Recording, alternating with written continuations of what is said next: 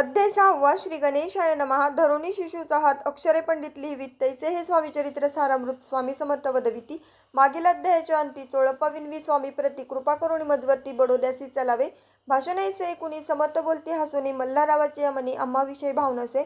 म्हणून तयाच्या नगरांत आम्हा जाणे नव्हे उचित अक्कलकोट नगरांत आम्हा राहणे आवडे। ऐसा यत्न व्यर्थ केला तात्या मनी चिंतावला आपण आलो ज्या कार्याला ते न जाय सिद्धीसी।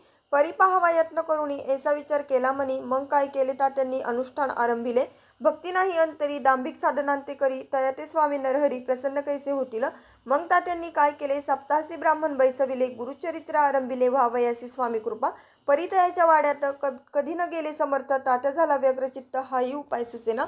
आता जाऊनी बडोद्यासी काय सांगावे राजयासी आणि सकल जनांसी तोंड कैसे दाखवावे। ऐसे उपाय करून न होती स्वामी प्रसन्न आता एक युक्ती योजून न्यावे पळून यतीसी। असो कोणी एके दिवशी साधूनी योग्य समयासी मेन्यांत घालून स्वामींसी तात्यासाहेब निघाले। कडप गावचा मार्ग धरिला अर्धमार्गी मेना आला अंतरसाक्षी समर्थाला गोष्ट विदित जाहली।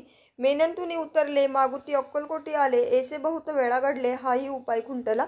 मग पुढे राजवाड्यात जाऊन या राहिले समर्थ तेव्हा उपाय खुंटत ते केले हात तात्यांनी।